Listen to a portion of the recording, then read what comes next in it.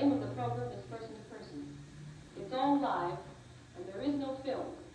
It's not possible for Edward R. Murrow to be here tonight. He's in London following up the British election results. Ed asked me to help escort you to a home in Independence, Missouri that I know very well. I was born there. And our guests tonight will be two persons of whom I'm very fond. My mother and father, Mr. and Mrs. Harry S. Truman. You'll be ready in 20 seconds. Noxzema, the most famous skin cream in America. Harry S. Truman is the former president of the United States. He spent almost 20 years in Washington as senator, vice president, and president. He loves politics and people, particularly Democrats.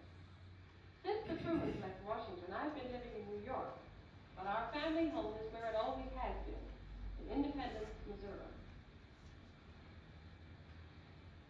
This is where we live. It's a rather rambling Victorian-type house.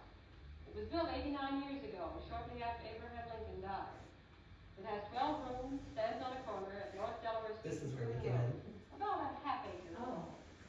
It's exactly 9.5 miles from here to my father's present office in the Federal Reserve Bank building in Kansas City. As he drives himself to work each morning down Truman Road, well, it will always be 15th Street to me. He passes the Truman Car Wash and the Truman Road Grill, the Truman Pharmacy, the Truman Palmistry, and the Truman Road Hamburger Shop. We can get that. And when he makes a 30-minute trip home each night, he can, if he will, note Harry's Tavern and Harry's Cafe and Harry's Used Furniture. We love Missouri. When my father was a senator, we used to spend about 6 months a year in Independence, or Mother and I did. Dad was frequently out speech making. Later, when my father was at the White House, Mother always came home for the summer. Now, this has been the only home for my parents for the past 2 years and 3 months. That is, when Dad isn't out gallivanting around talking to people.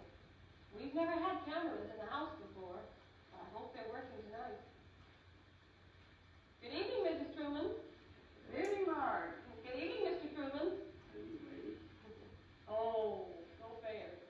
Dad, Ed Murrow suggested I lay down some ground rules, and here they are. I asked a question. Some he suggested, some are my own. Others his friends have asked me to ask you. You and Mother will show us around the house, and I'm allowed to make fair comment. Agree?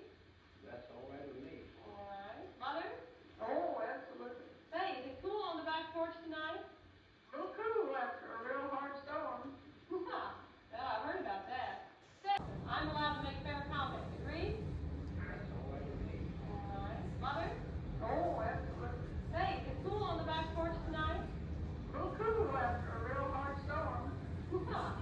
Yeah, I heard about that. Say, Mother, I guess we'll be able to dispense with the usual phone call tonight, huh? I hope so. What's new at home? Not too much new at home. What's new with you? Nothing, not a thing. How are my aunts and uncles? Oh, all fine. Fine. They're all listening and watching. They better be. Dad, so many people ask, how are your parents making out this switch from Pennsylvania Avenue, Washington, to North Delaware Street in Independence? Well, I think we're doing very well. I always liked the town better than any other place I know of. I didn't have anything particularly against Washington, but I think this Independence is a much better city. You like it, President. Mother, please tell everyone why you went back to Missouri instead of staying in Washington. Well, there was never any question of staying in Washington. Never any question about coming home. Is that reasonable? Well, that's all right. Yes, I'll buy that. Mother, have you and Dad had dinner yet? Oh, yes. Oh, have dinner and get ready for dinner. Well, I guess so. Where's Deanna? Oh, she's in the kitchen. Oh. See, Deanna Gar knew me before I knew her. I was 3 years old when we were working. She raised me too. Hi, Petey. How are you? Fine. I must tell everyone that Deanna spent 8 years at the White House. When I made my first concert, her daddy said, Deanna, go with me. Now she's the big wheel in the Independence kitchen. Anything you want to add to that, Deanna? No, you said it all. Oh, I guess so. Say, Pete, I've had a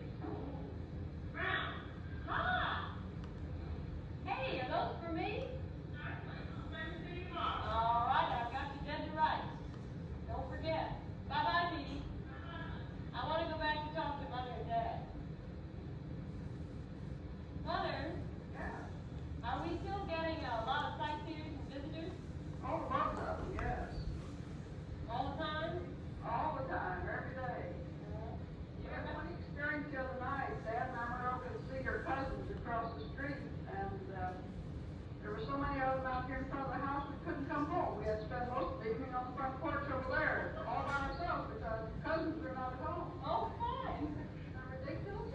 Yeah. Yeah, what about the time someone picked your tulips, remember? Oh. You know, Well, yeah, she said some woman came into the backyard and started picking all my beautiful white tulips, and one of the men on the place went down to ask her just what she thought she was doing, and she said, oh, she didn't think this Truman cared if she took some of her tulips. fine thing. After Oh, all, yeah, she helped herself. She took all she wanted. yeah, it's a fine thing after all the work you did on them. Yeah, didn't it? Dad, I know you're not the greatest believer in the accuracy of poll takers, but on your morning walks around town, do you ever take a poll of how people feel toward you? Well, whenever I meet them, I can tell very well that they're happy to see me. There are a great many of them who don't know me as well as those home folks do that are somewhat awed for the fact that I've been in the White House at one time, but it doesn't bother me because it never occurs to me. I can see how I'd feel if I were being a president and still lived here in the country of private citizen. Everyone who's up in the house in recent years knows we have a big iron fence around the property. When the gate opens only when we push a button in the house. Incidentally, Ed Morrow's man tell me the gate needs an oiling. Well, you just tell the truth. Dad, Yes? why don't you explain why you have that fence up? Well, the fence had to be put up to keep the American propensity for collecting souvenirs from tearing the house down.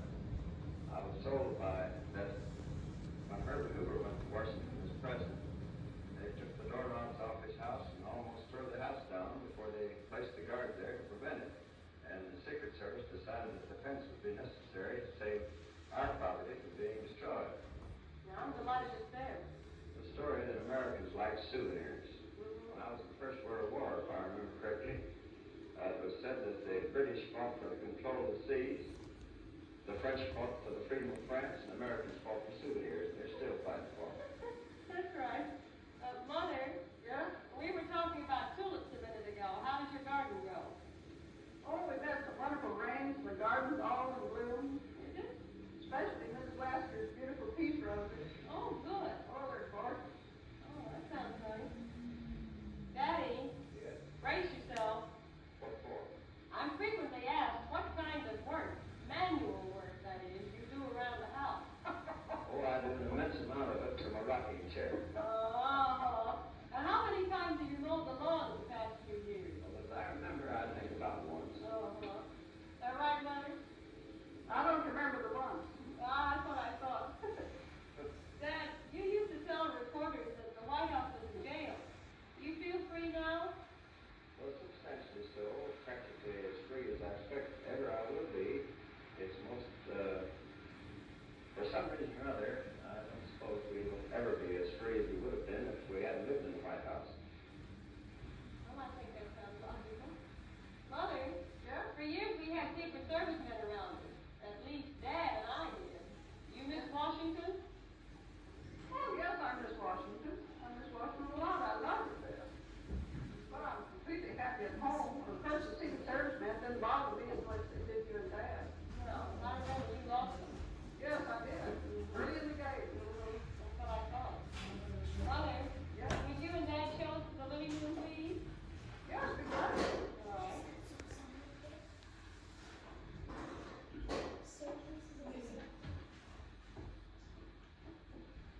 This is our side porch. And lead on down to our dining room.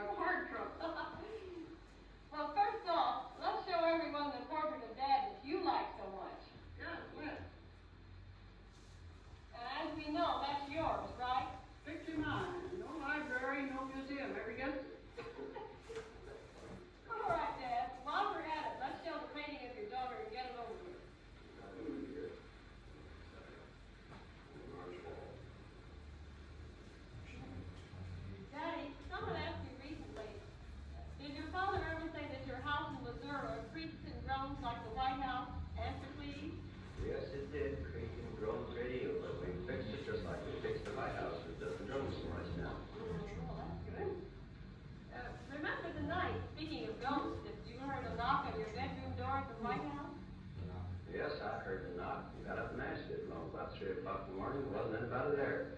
I think it must have been Lincoln's ghost walking up and down the hall. It happened 2 or 3 times, didn't it? Yes, several times. Mommy, when you say Dad could tell about the night I had Annette and Jane as guests in the Lincoln room? Well, yes, he'll put it straight. You can try. Do I ever tell things any other way but straight? Oh. You young ladies, if I remember correctly, were sleeping in Lincoln's bed, and I had made arrangements for one of our tall doormen to put on a tall hat and act the part of Lincoln, come up and pay you a visit. And my nerve failed me, and I didn't do it. I was afraid my scary you, baby. That's right. All right, Daddy, I just want a small bet. What's that? Before Ed Morrow left, he said that I couldn't steer you away from politics this long. I win. But I'm glad you do. you get your chance. I have a lot of things he wants me to ask you. So in a moment, we'll come back. Don't go away.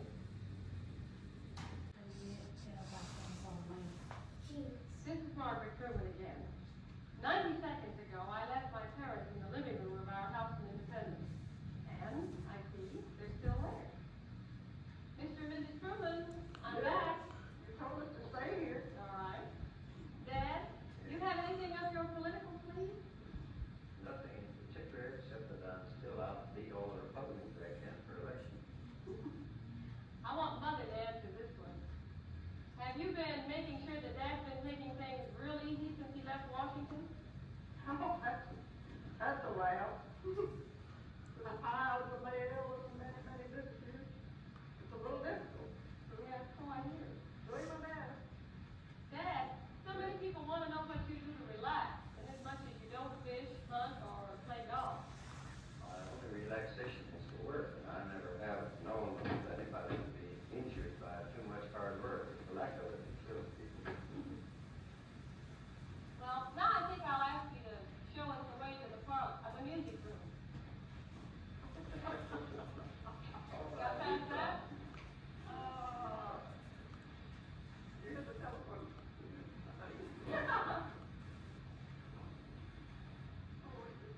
Here's another picture that's right interesting of the No young lady. fair, no fair. Go on. I don't buy that.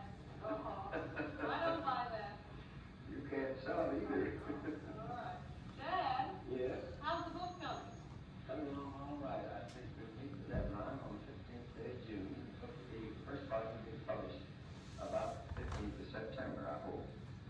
I know you once had the story of your years in Washington up to 1.5 million words. How long is it now? Well, we've had to cut it down to about 500,000. That's a very hard job, but I think we're going to succeed in doing it. Gee, that still sounds like a lot of words. Mother, how's the proofreading going? Oh, well, it's still pretty strenuous. Everyone in the Truman family knows that when Mother gets to read proofs on anything Dad's working on, that means it's on the way to completion. Back in the other room, we saw the paintings of Father of me. Now, Dad, let's look at Mother's. I think that's awfully good. That's a wonderful picture of your mother. Yeah, that's my favorite. Let's see some non-Truman paintings. You two sit, and I'll introduce them. First, in the corner over Dad's shoulder, is a present to Dad from Sir Winston Churchill, painted by his own hand at Marrakesh. I brought that home from London, where Sir Winston asked me to bring it to my father. And now, over the piano, an original given to us by Grandma Moses. Dad, now it's your turn to explain things. Could we have the history of the piano, please? Well, this piano's one that was purchased for you when you were a very little girl. You had your first lessons on it, and it's been your piano ever since, and it gets you right. Good workout when you're at home. I think I'm 7 or 8. Now let's see if I can prod your memory. Do you remember the first thing you taught me on that piano? Yes, I think it was a little waltz that I taught you, and I think I can still play it. Mother, is the piano tuned? Well, fairly so. Dad, when you did that television tour from the White House, you showed everyone that you could still play. Let's prove it. You still have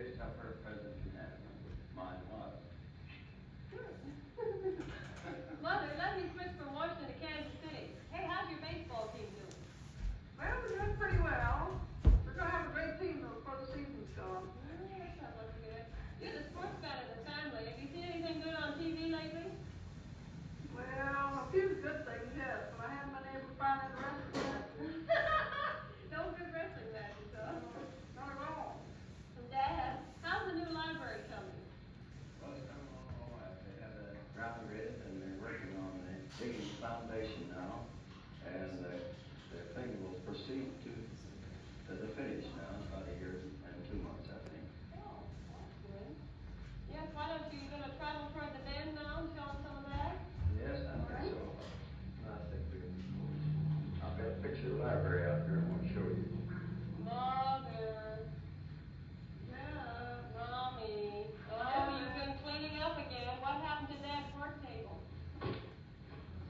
Well, we had to have some room in here today. Well, that's a good excuse, Daddy. Mother always thinks of us. Where's the picture, Daddy? Here it is. That's the picture of the library? That's something I haven't seen. Well, it's quite a picture. Have they made much progress since the groundbreaking 2 weeks ago? Oh, yes, a lot of progress. And he goes by almost every morning on the way to the office to see just what they're doing. Oh, that brings up a good question. Are you going to go easy on the Truman Library builders? What's that? Are you going to go easy on the Truman Library builders? I'm going to watch them put it up and see that they do it right. This is all we do whenever I have anything charged like that. I know, you're quite a sidewalk superintendent. Now, how much have you got stored in Kansas City ready for the library? Well, there's a great big vault in there, old Delta building. It's full of books and papers and pictures and things of that kind. And we'll go into the library when it's up. We have a tremendous collection of Bibles in that vault. That will be very interesting when they're put out for people to see. Well, how much is it all going to cost, and how much cash has the committee raised so far? Well, it's estimated that the library itself will cost $1,700,000, and we've budgeted about $1,200,000, and I think the rest of it's in sight. We'll have that money all collected by the time the library is ready to use it. Good. Dad, we get serious. I suppose someday the scholars will go through your personal papers and draw up a summary of your administration. What do you hope you will be remembered for? Well, I hope to be remembered as the people's president. I've always said that there are a great many important organizations with lots of money who maintain lobbyists in Washington. I'd say there are 15 million people in the United States represented by lobbyists in the city of Washington. The other 150 million have only one man who's elected at large to represent them, and that's the President of the United States, and he goes back on there in a bad way. And what do you think has been the most important development in the country or the world since you left Washington? I think we're approaching a peace settlement, and I hope the end of the Cold War. The signing of the Austrian Treaty, I think, is a step in that direction. A moment ago, I saw the icon you received from Queen Helen of Romania.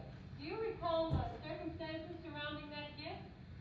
The government of the United States, at my direction, sent 200,000 tons of wheat to the starving Moravians. And the Queen of Romania presented me with this icon, which came out of the Moscow Senate Supply in Constantinople, it was then. You know, a lot of people have said to me, your father sure loves to fight. True or false? Well, I never hunted up a fight, but I never ran from one. It was necessary to meet things head on. Mommy, you want to say a few words about politics specifically or in general? No, not in either category, thank you. Well, that's definitely enough. You know your mother never talked right. politics. Ed wanted you to talk about the campaign in 48, Dad. He wanted to know what made you so sure you'd win. Well, I've been through a similar experience on 2 or 3 different occasions, and I had come to the conclusion that when the people know the facts and they know that you're telling the truth and stand for the things that are for their best interests, they'll vote for you. And I was very well assured that if I could see enough people and talk to enough people, I could be elected. What's the toughest decision you ever had to make? Say the United Nations Republic of South Korea. Dad, what advice do you have for young people who want to go into politics? Well, the best thing you can do is to study history, particularly the history of their country, their city, their county, and their state. To read all the history they possibly can and study what made men act, and the biographies of the people who made history are much more important to a person who wants to go into politics. And the fundamental basis is that a politician must be fundamentally honest, intellectually and otherwise. Unless he is that, he never makes good. Oh, there goes the ship's clock. Mommy, what advice do you have on raising children? Oh, absolutely none. Oh, You all think right. I've had any luck? That's it. Let's make it specific. What advice do you have for me? That's a loaded question. What sort of advice do you want? I don't know. I imagine I've had about the best, don't you think?